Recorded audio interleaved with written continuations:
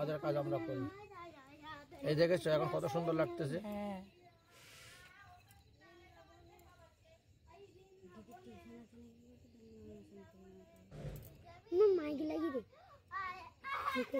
ফোনটা তো বাবার ফটো নাই, আমার ফোনে ফটো বার দিতে হবে। বলছি কোথায় যাবো? থালাটা এরকম কেন? দাঁড়াও আমি ব্যবস্থা করতেছি। ঘুরবে না আমি ব্যবস্থা করে না। मन में बसा कर तेरी मूर्ति उतारूं मैं गिरधर तेरी आरती, उतारूं मैं गिरधर तेरी आरती। कर न कर कष्ट कर ज्ञान दे भगवान, भग में फंसा नाव मेरी तारो दे भगवान। कर न कर कष्ट कर ज्ञान दे भगवान, भग में फंसा नाव मेरी तारो दे भगवान। दर की दवा तुम्हारे पास है, दर की दवा तुम्हारे पास है। जिंदगी दया की भीख मांगती, मन में बसा कर तेरी मूर्ति, मन में बसा कर तेरी मूर्ति। उतारो मैं गिरधर तेरी आरती, उतारो मैं गिरधर तेरी आरती। मांगो तुझसे क्या मेरी सोची भगवान, जिंदगी जब तेरी नामे कर दिया अर्पण। तुझसे क्या मेरी सोची भगवान, जिंदगी जब तेरी नामे कर दिया अर्पण। सब कुछ तेरा कुछ नहीं मेरा, सब कुछ तेरा कुछ नहीं मेरा।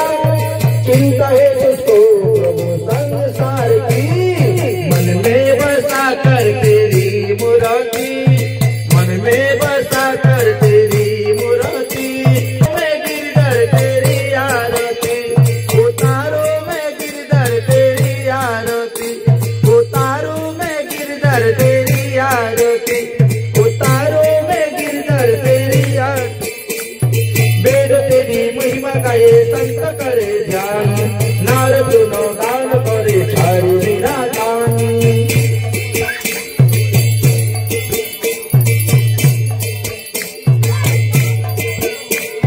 वेद तेरी महिमा गाए संत करे ध्यान, नारद गुनो गान करे छारी बिना तान। वेद तेरी महिमा गाए संत करे ध्यान, नारद गुनो गान करे छारी बिना तान।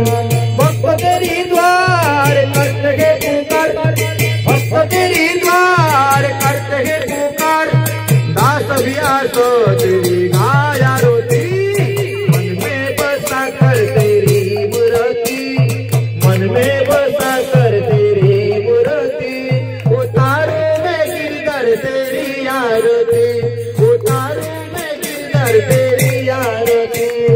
हरे कृष्णा कृष्ण कृष्ण हरे हरे, हरे राम राम राम हरे हरे।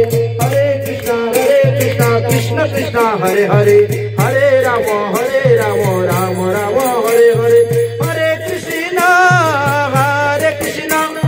कृष्ण कृष्ण हरे हरे, हरे राम राम राम हरे हरे। हरे कृष्णा कृष्ण कृष्ण हरे हरे, हरे राम राम राम हरे हरे। हरे कृष्णा कृष्ण कृष्ण हरे हरे, हरे राम राम राम हरे हरे। मन में बसा कर तेरी मूर्ति, मन में बसा कर तेरी मूर्ति। उतारो मैं गिरधर तेरी आरती, उतारो मैं गिरधर तेरी आरती, उतारो मैं गिरधर तेरी आरती। बोलो निताई गौरधा गिरिधारी का संदारती की, भगवान हरिनाम संकीर्तन की, आपन गुरुदेव की, आपन इष्टदेव की, आज के आनंद की। जय जय श्री राधे श्याम, जय जय श्री राधे श्याम, जय जय श्री राम।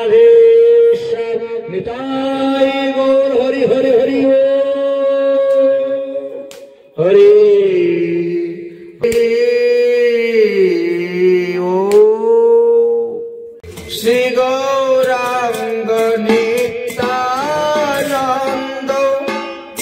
श्री अद्वैत चंद्र गदाधर शिवासादि गौर भक्तवृंद श्री गौरांग श्री अद्वैत चंद्र गदाधर शिवासादि गौर भक्त श्री कृष्ण चैतन्य प्रभु नित्यानंद हरे कृष्ण हरे राम श्री राधे गोविंद श्री कृष्ण चैतन्य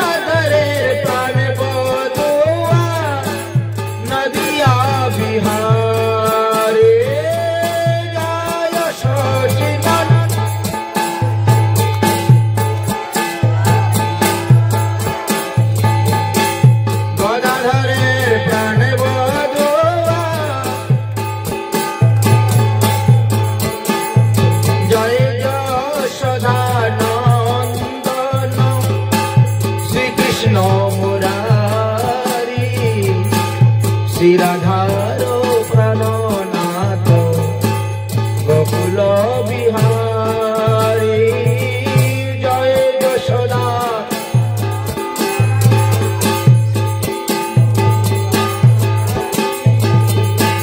श्री राधारो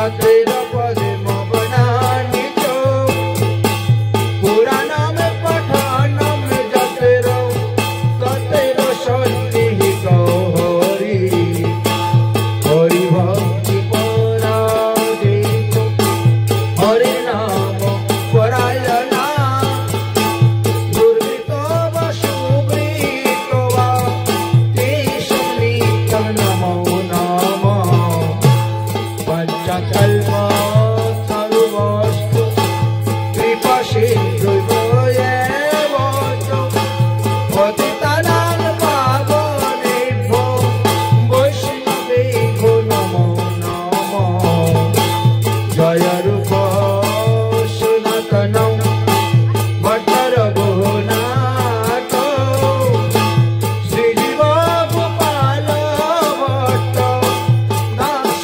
रघुनाथ हे जय गोस्वामी गौरी चरण वंदन जहाँ होइते विघ्न नाश अविष्ट पुराण सकल सीता वैष्णव वृंदेर करि नमस्कार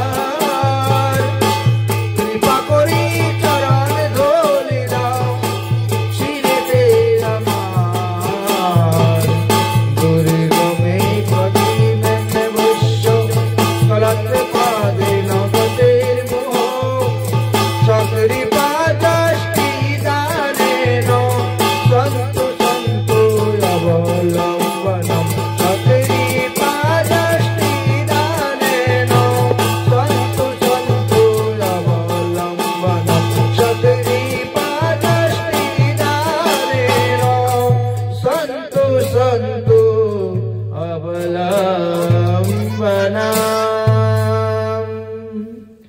बोलो श्रीमद्भागवतम महापुराण की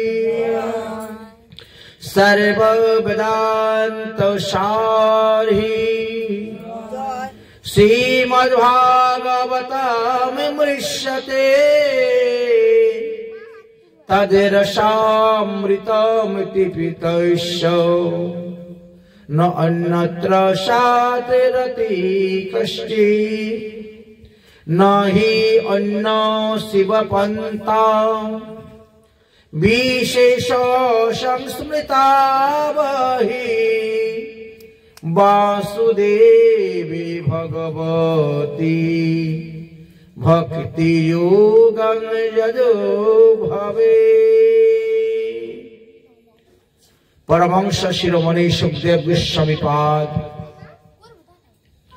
आसन्न मृत्युग्रस्त महाराज परीक्षित के बोलें, हे राजन,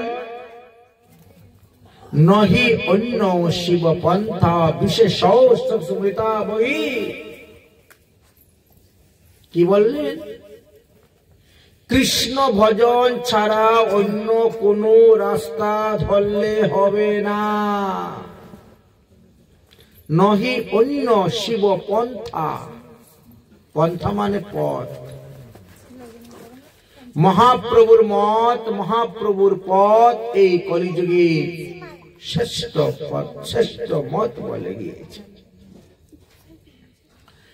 এখানে শিব শব্দের অর্থ হলো জীব। নহি অন্য শিব পন্থা,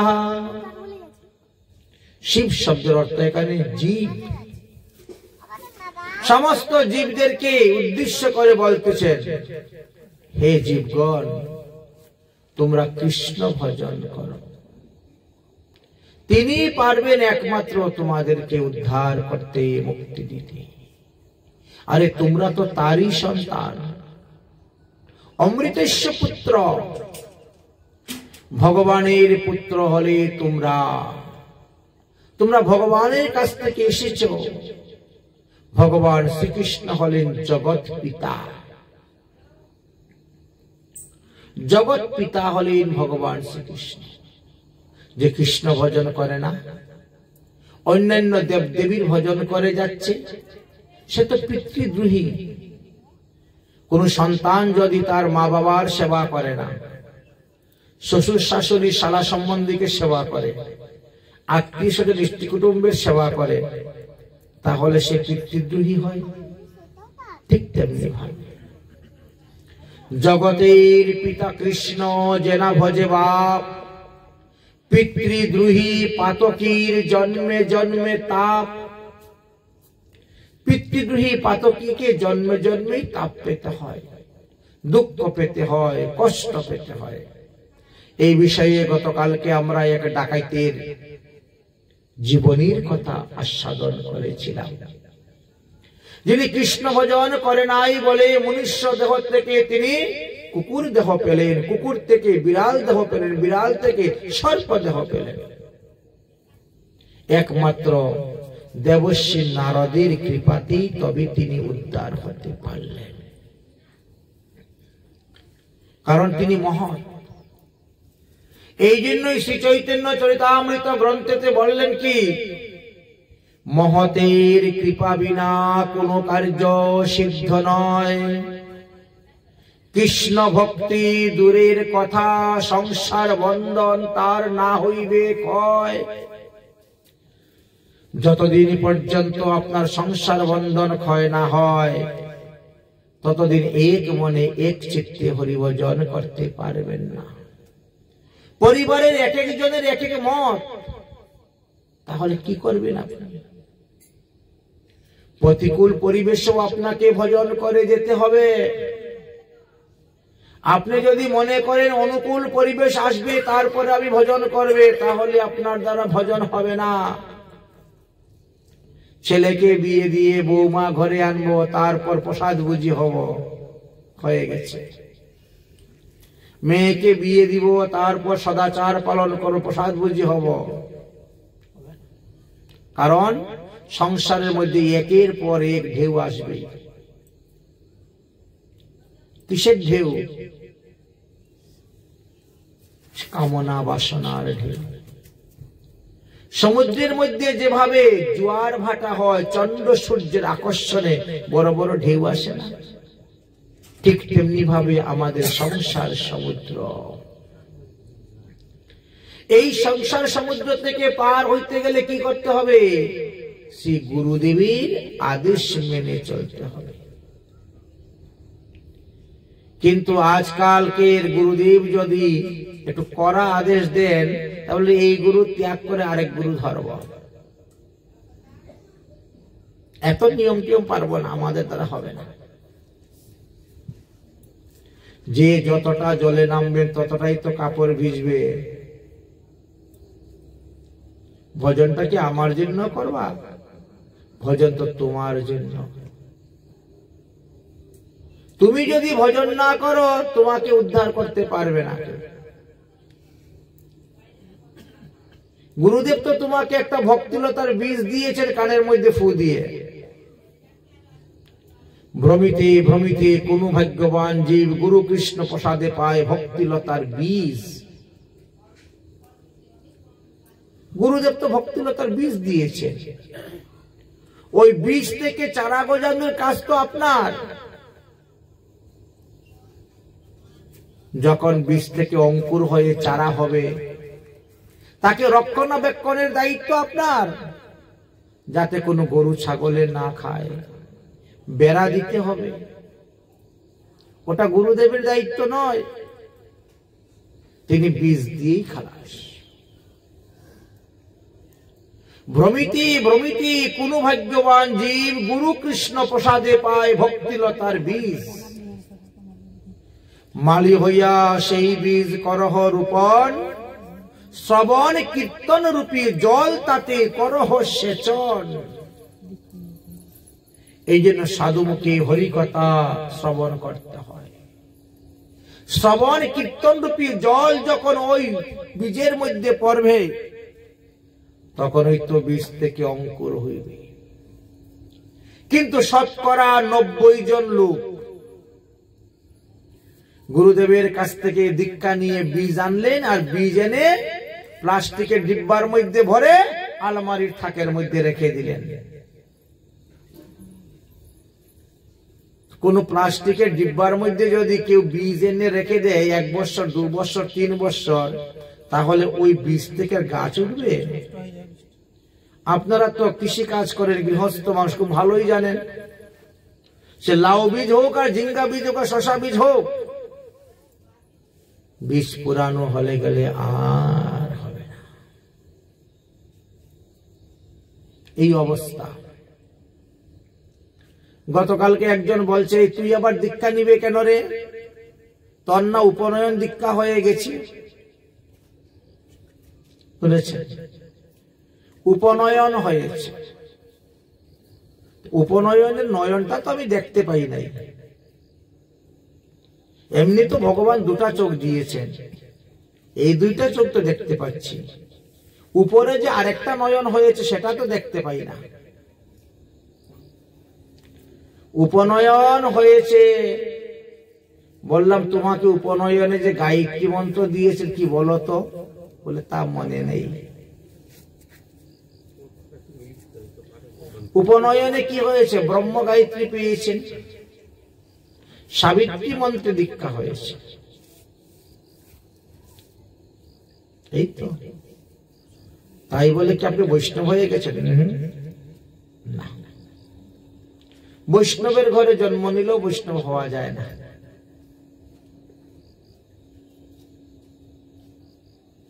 কিছু কিছু লোকের বর্তমানে টাইটেল হয়ে গেছে বৈষ্ণব, কিন্তু এরকম তো নয়। বিষ্ণু জানাতি ইতি বৈষ্ণব। যিনি বিষ্ণুকে জানতে পেরেছেন তিনি হলেন বৈষ্ণব। 1 নম্বর। 2 নম্বর বলছেন, তুমি জানলেও সে প্রকৃত বৈষ্ণব হতে পারো নাই। যদি বিষ্ণু মন্ত্র তোমার কর্ণে প্রবেশ না করে তাহলে তুমি বৈষ্ণব হতে পারলে না। উপনয়ন সংস্কারের দ্বারা তুমি ব্রাহ্মণত্ব লাভ করতে পারবে। ব্রাহ্মণ 4 ভাবে হওয়া যায়। এক হলো ব্রাহ্মণের ছেলে ব্রাহ্মণ, তাকে কি বলা হয়? বীর্যগত ব্রাহ্মণ। 2 হলো উপনয়ন সংস্কারের দ্বারা ব্রাহ্মণ। উপনয়ন সংস্কার কার কার আছে? ব্রাহ্মণ, ক্ষত্রিয়, বৈশ্য, 3 বর্ণের আছে। শূদ্রের কোন উপনয়ন সংস্কার নেই। ব্রাহ্মণ, ক্ষত্রিয়, বৈশ্য 3 বর্ণের উপনয়ন সংস্কার আছে। উপনয়ন সংস্কারের দ্বারাও দ্বিজত্ব পাওয়া যায়, ব্রাহ্মণত্ব লাভ করা যায়।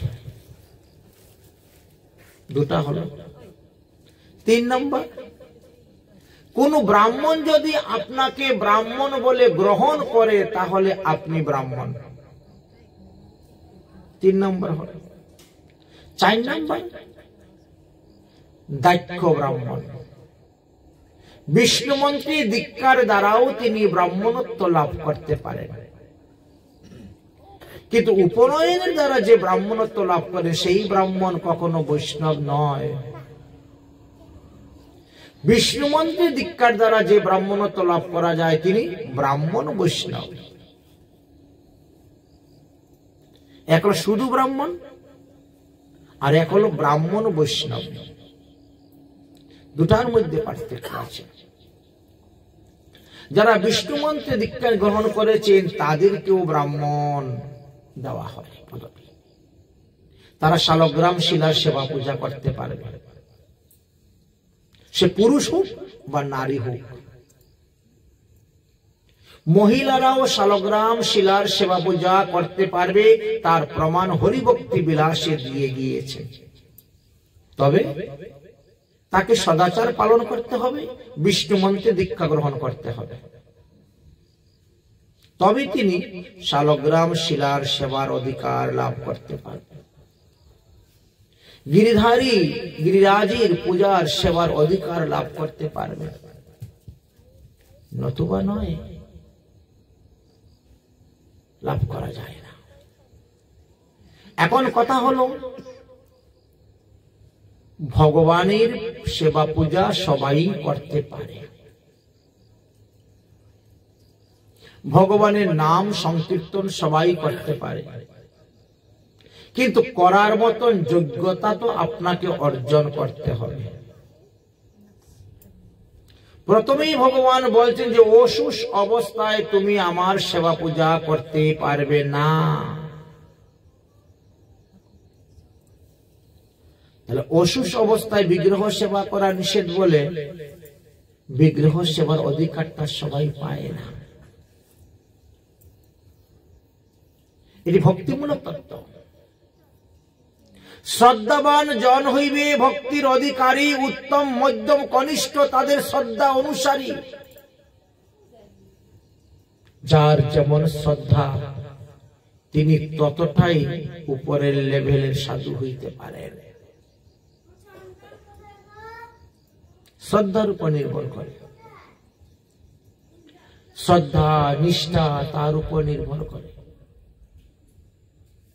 তো যাদের নিষ্ঠাই এখনো উৎপন্ন হয় নাই, যাদের শ্রদ্ধাই এখনো উৎপন্ন হয় নাই, তো তারা কেমন করে ভগবানের সেবা করবে, পূজা করবে? তখন বলছেন তাহলে তুমি বিগ্রহ সেবা না করতে পারো, তাহলে হরিনামের নাম সংকীর্তন করো। নাম রূপেও কৃষ্ণ অবতার কলিযুগে। নাম ব্রহ্ম, নাম প্রভুকে আশ্রয় করো। তাই নাম ব্রহ্ম, নাম প্রভু। ভগবানের দুই রকম অবতার, একটা বাচক অবতার আর একটা বাচ্য অবতার। বাচক বাচ্য।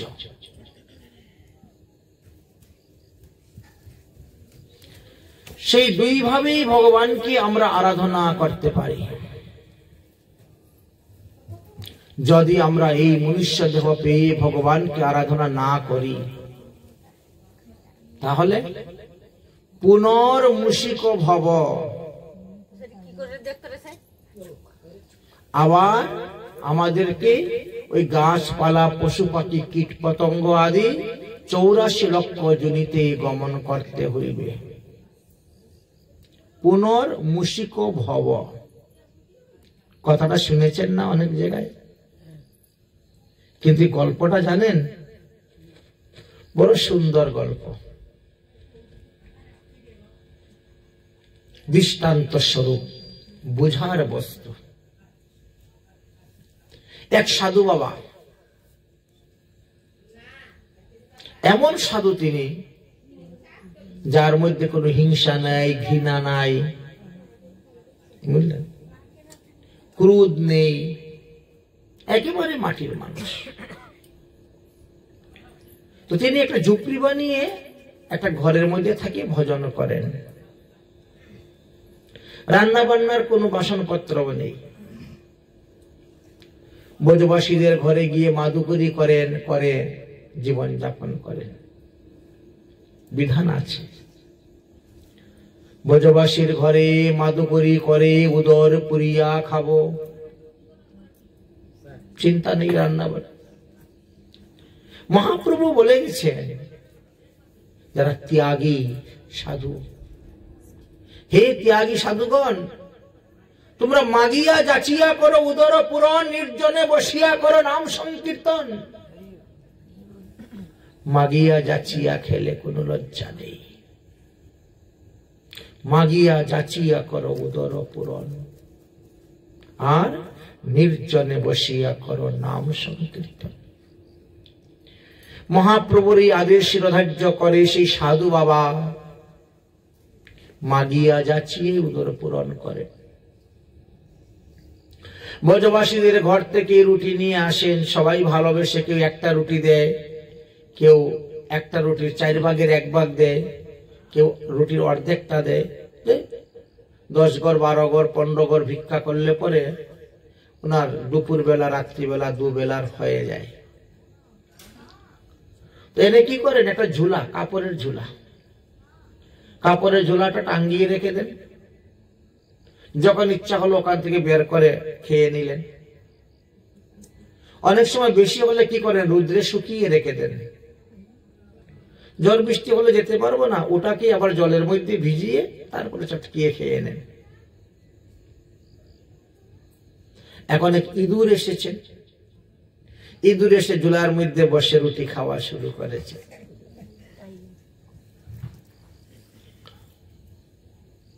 তো বাবাজি দেখতেছেন ইঁদুরে বসে রুটি খাচ্ছে, উনি আর কিছু বলেন না, খা। ইঁদুরে রুটি খাচ্ছে। কখনো ঝুলাটা ধরে নামাইলেন, নামিয়ে বের করবে, ইঁদুরটা লাফ দিয়ে চলে যায় দৌড়ে। রুটিটাকে ধুয়ে পরিষ্কার করে খেয়ে ইঁদুর দেখলো যে সাধু বাবা তো আমারে মারে না, সাধু বাবা তো আমাকে ভয় দেখায় না, তো আমি শুধু শুধু পালিয়ে যাই কেন? সাহস বেড়ে গেল ইঁদুরের। এবার সাধু বাবা ঝোলা খুললেও ইঁদুর তো আর যায় না। সাধু বাবা একদিকে রুটি খায়, ইঁদুরে আরেকদিকে রুটি খায়। সাধু বাবা তো কিছু করে না, মারে না। আর একটু সাহস বাড়ে গেল। এখন কি করে? লাফ দিয়ে সাধু বাবার কুলে উঠে যায় ইঁদুরটা। লাফ দিয়ে সাধু বাবার কুলে উঠে, আবার কুলের থেকে নামে, আবার কুলে উঠে, কখনো কখনো হাত দিবে মাথায় উঠে যায়, আবার এদিক থেকে বেয়ে ওদিকে নামে, ওদিক থেকে ওদিকে নামে। সাধু বাবার কিছু বলে না। আবার ধীরে ধীরে ধীরে ধীরে তার সাহসও তো সেই রকম বাড়তে শুরু হয়েছে। যাই হোক, ইঁদুর আর সাধু বাবা দুজনের মধ্যে একটা মাখামাখি প্রেম হয়ে গেল, ভালোবাসা হয়ে গেল দুজনের মধ্যে। সাধু বাবাকে কিচ্ছু করেন না। একদিন সাধু বাবা বসে রুটি খাচ্ছেন, সাধু বাবা বসে রুটি খাচ্ছেন। এমন সময় ওই ইঁদুরটা ওই ঘর থেকে মানে দৌড়ে এসে সাধু বাবার কুলে বসেছে। কি ব্যাপার? এত দৌড়ে আসলে কেন? তাকিয়ে দেখেন বিড়াল, একটা বড় বিড়াল এসেছে। আর বিড়াল তো ইঁদুর ধরে খায়, এই জন্য বিড়াল তার ইঁদুর তার নিজের প্রাণ রক্ষা করার জন্য ওই দৌড়ে এসে সাধু বাবার কুলে বসেছে। সাধু বাবা চিন্তা করলেন, হ্যাঁ, বিড়াল আর ইঁদুরের মধ্যে বৈরী ভাব। মার্জারি মুর্শিক মারে। মার্জারি মানে বিড়াল, মুশিক মানে ইঁদুর। দেখবেন অনেক সময় বিবাহের যদি কেউ কুষ্টি বিচার করতে যায়, ছেলে যদি ইঁদুর হয় আর মেয়ে যদি বিড়াল হয়, তাহলে না, এখানে বিবাহ দেওয়া যাবে না।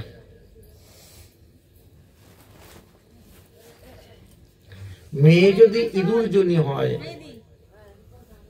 বা ছেলে যদি ইঁদুর জনি হয়, মেয়ে যদি বিড়াল জনি হয়, বলে না, ওখানে বিবাহ দিলে এই বিবাহ সুখের হবে না, শান্তির হবে না, এদের মারামারি ছাড়াছাড়ি হবেই হবে। মার্জারি মুর্শিক মারে, দেওয়া যাবে না। চিন্তা করিস না ইঁদুর, তুমি বিড়ালকে ভয় পাচ্ছ, আজ আমি আমার সাধনের দ্বারা, ভজনের দ্বারা, তপস্যার দ্বারা তোমাকে আমি বিড়াল বানিয়ে দিব। সাধু বাবার ক্ষমতা আছে, আজকে থেকে তোমার বিড়াল থেকে আর কোনো ভয় নাই। ওকে কি করলেন? মন্ত্রপুত করে তাকে ইঁদুর থেকে বিড়াল বানিয়ে দিয়েছেন। এখন তো খুব আনন্দ, খুব সন্তুষ্ট, খুব খুশি, আমি এখন বিড়াল হয়ে গেছি। তাও যেমন তেমন বিড়াল নয়, অন্যান্য বিড়ালরা দেখলেও ওকে ভয় পায়। মারামারি করতে গেলে ওর সঙ্গে কেউ পারে না বলেছে।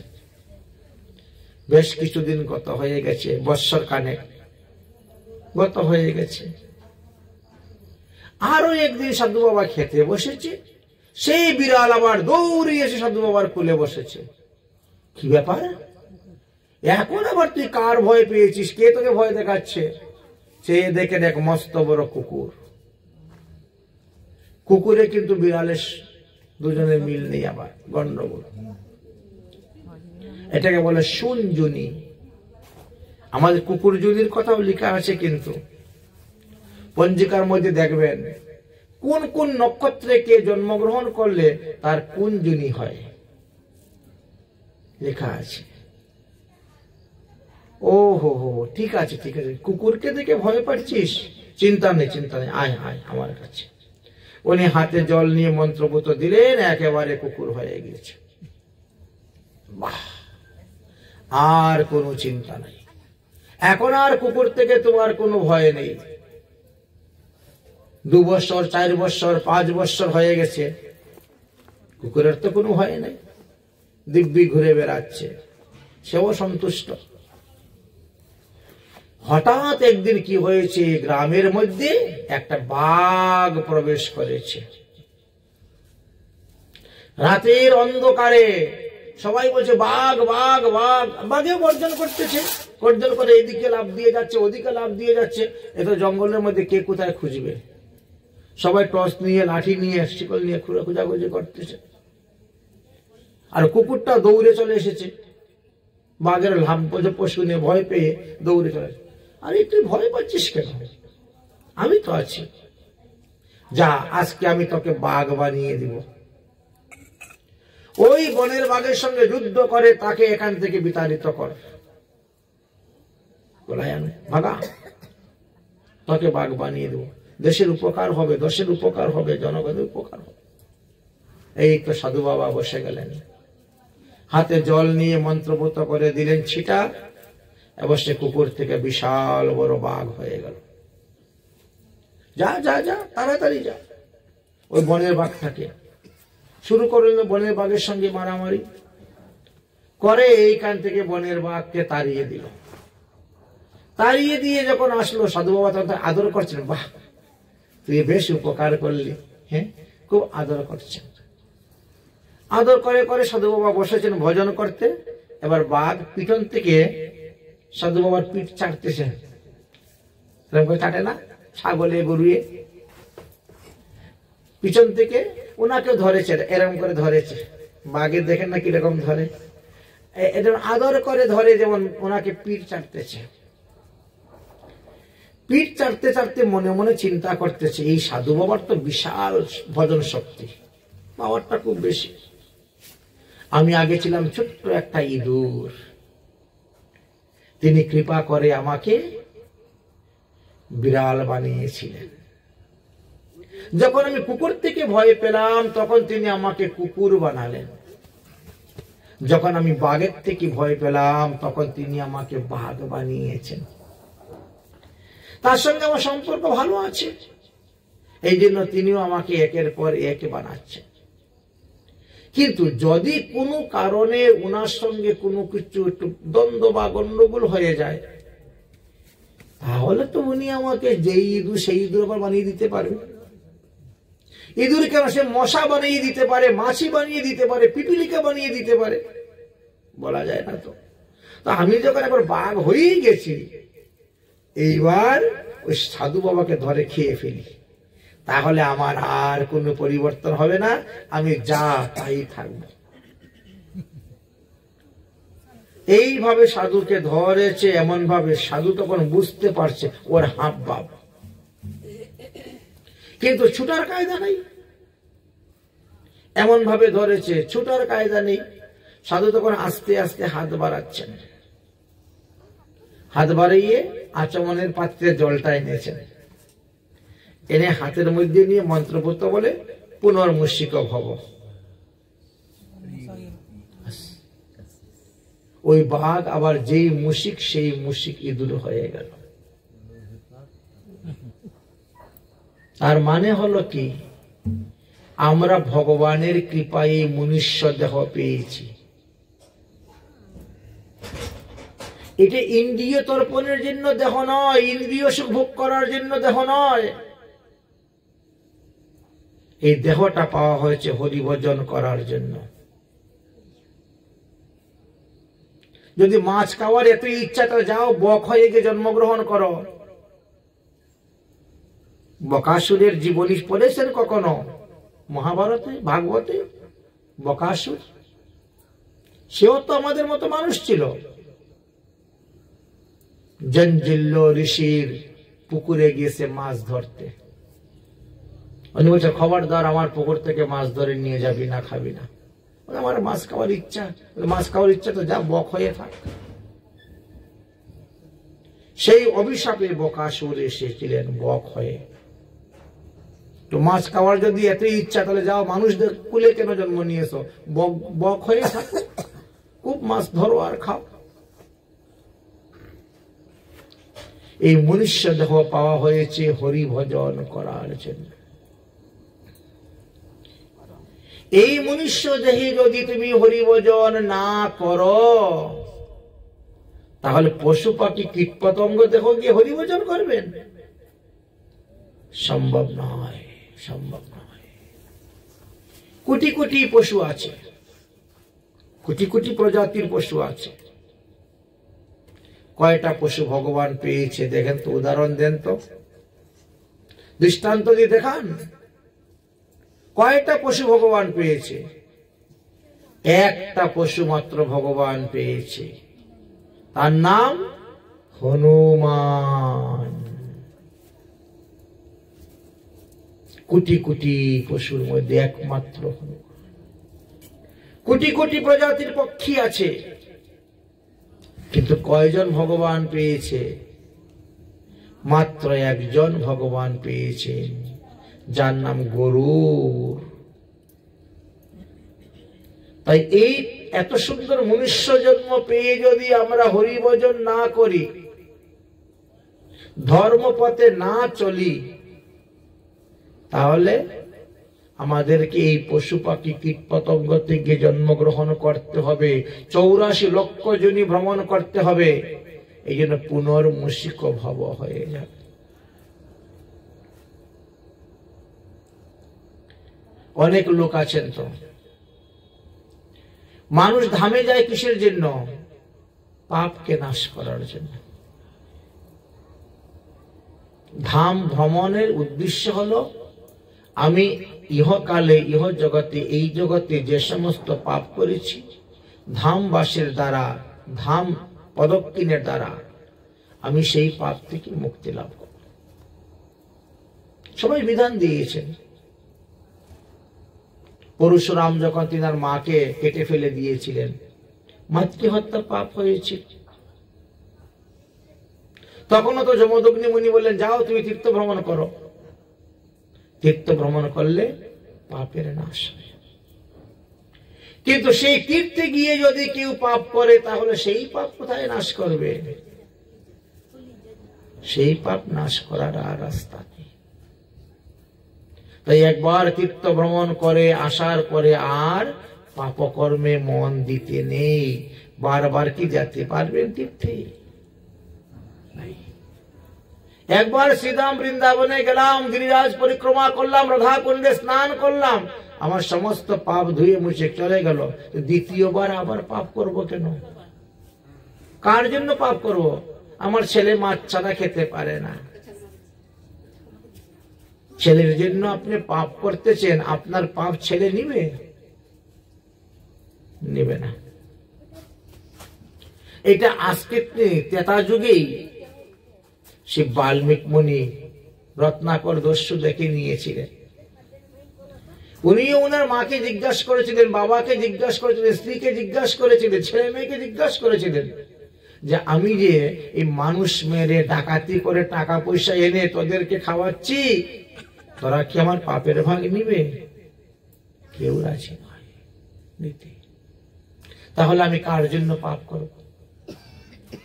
আজকে আমি পাপ করে, অধর্ম করে, চুরি করে, বেঈমানি করে টাকা পয়সা বানাবো, ব্যাংক ব্যালেন্স বানাবো, বাড়ি বানাবো, গাড়ি বানাবো, আর মরার পরে ছেলে মেয়েরা বিষয় ভোগ করবে, আর আমি নরকে গিয়ে পাপের প্রায়শ্চিত্ত করব।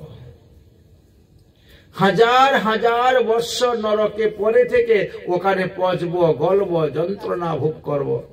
কি প্রয়োজন আমার তোমার জন্য পাপ করার? কি প্রয়োজন তোমার জন্য পাপ করা? এই জিনিসটাই লোকে বুঝে না।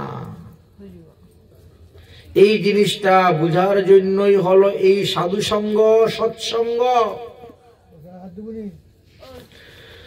একমাত্র সাধু সঙ্গের দ্বারা, সৎসঙ্গের দ্বারাই এই সমস্ত জিনিস মানুষ বুঝতে পারে, না অথবা নয়। এই জন্য আমাদের মহাজনগণ সুন্দর একটি পদ রচনা করে গেছেন। আমরা যে সাধুসঙ্গ করি, সৎসঙ্গ করি, তার উপরে নিয়ে একটা ভিত্তি করে সুন্দর পদ রচনা করে গিয়েছে। सामने से मिलने का सत्संग बहाना है, सामने से मिलने का बजाओ सत्संग बहाना है, सामने से मिलने का सत्संग बहाना है। যদি সৎসঙ্গ না করেন, সাধুসঙ্গ না করেন, সদাচার পালন না করেন, ভগবানকে পাওয়া যাবে না। ভগবানকে পেতে গেলে সাধুগুরু বৈষ্ণবের সঙ্গ করতে হবে, তাদের আদেশ পালন করতে হবে, তাদের উপদেশ অনুসারে তোমার জীবনের পথ পরিবর্তন করে চলতে হবে। তবেই তো তোমার জ্ঞানের আলো ফুটল, না হলে তো তুমি যেই অন্ধকারে সেই অন্ধকারেই পড়ে আছো।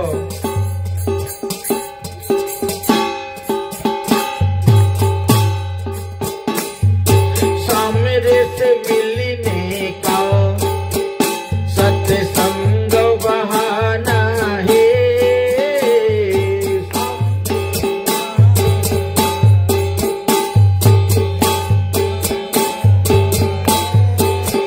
सत्संग बहाना है, संग बहाना है, सत्संग बहाना है, सत्संग बहाना है।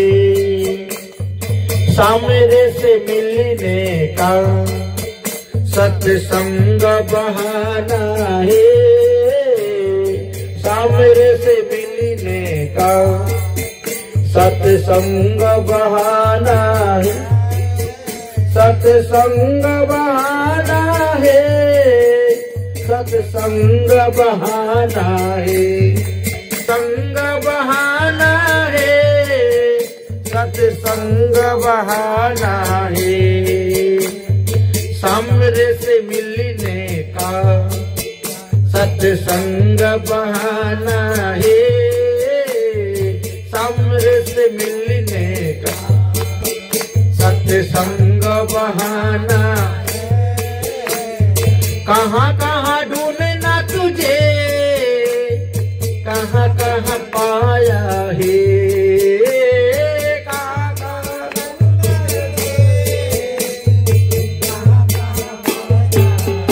আপনি কোথায় গিয়ে ভগবানকে খুঁজবেন? খোঁজার রাস্তা হলো জ্ঞানের রাস্তা, আর জ্ঞানের দ্বারা ভগবানকে পাওয়া যায় না।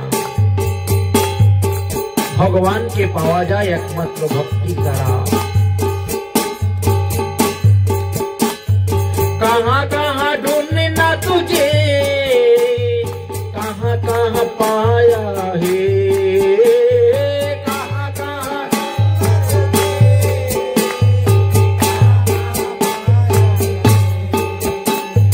भक्त की हृदय में, भक्त की हृदय, ओ भक्त की हृदय में,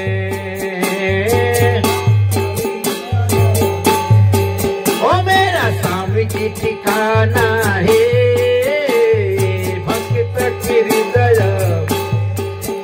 मेरा स्वामी की ठिकाना।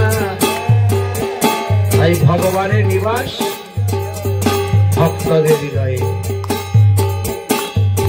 ভক্তের সেবা করলে, ভক্তের সঙ্গ করলে ভগবানের সেবা হয়ে যাচ্ছে,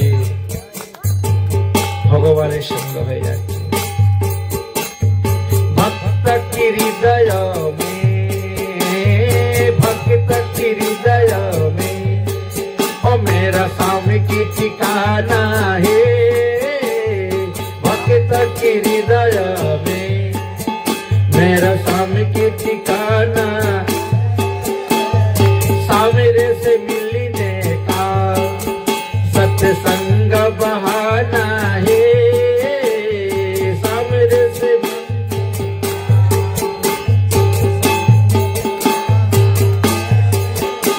सत्संग में आ जाओ, सत्संग में बैठ जाओ।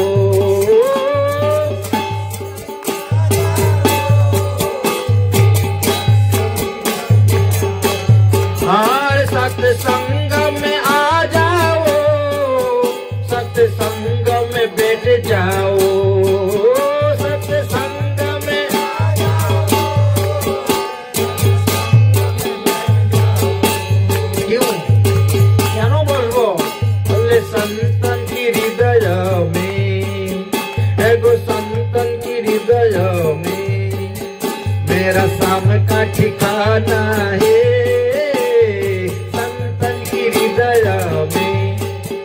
मेरा शाम की ठिकाना, सामने से मिलने का सत्संग बहाना है। सामने से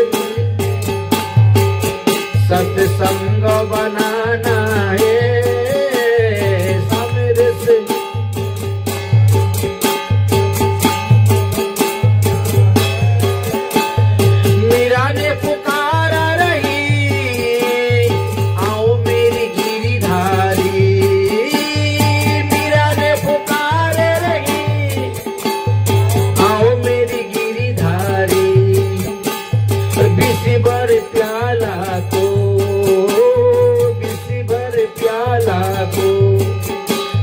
अमृत बनाना है।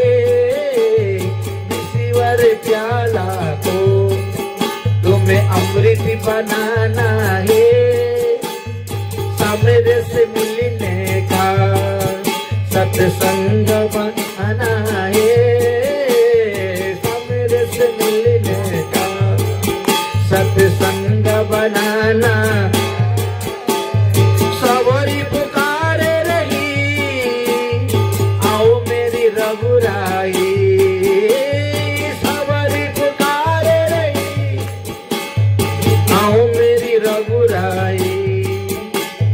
खट्टे मीठे बेरों का, ओ खट्टे मीठे बेरों का तुम्हें भोग लगाना है। खट्टे मीठे बेरों का तुम्हें भोग लगाना। सामने से मिलने का सत्संग बनाना है।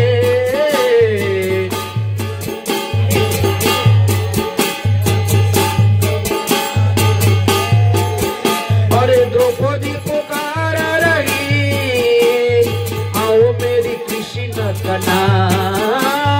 द्रौपदी पुकार,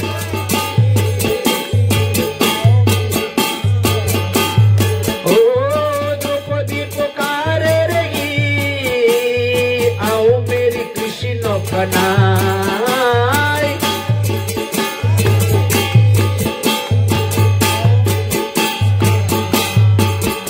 अरे चीरी को बराना है, चीरी को बराना है। मेरी लाज बचाना है। चीरी को बराना है, और मेरा लाज बचाना।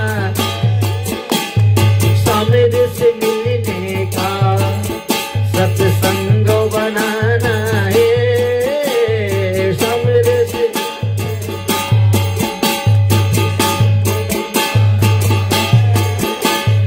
मथुरा में ढूंढना तुझे, गोकुल में पाया है। मथुरा में,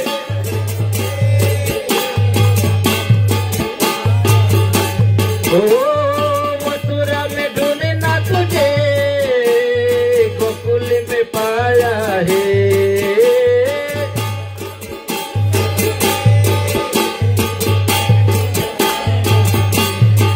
और वृंदावन की गली गली में, वृंदावन की गली गली में, और मेरी शाम की ठिकाना है। वृंदावन की गली गली में, और मेरा शाम की ठिकाना है। सामने से मिलने का सत्संग बनाना है।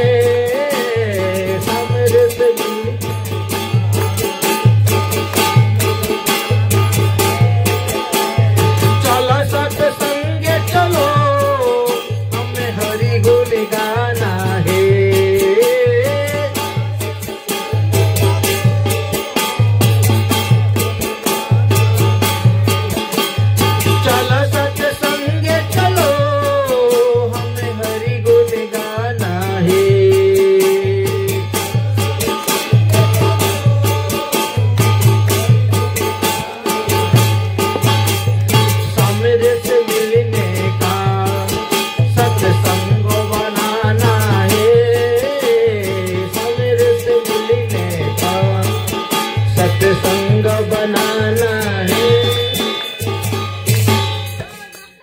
তাই সৎসঙ্গের মহিমার কথা বললেন।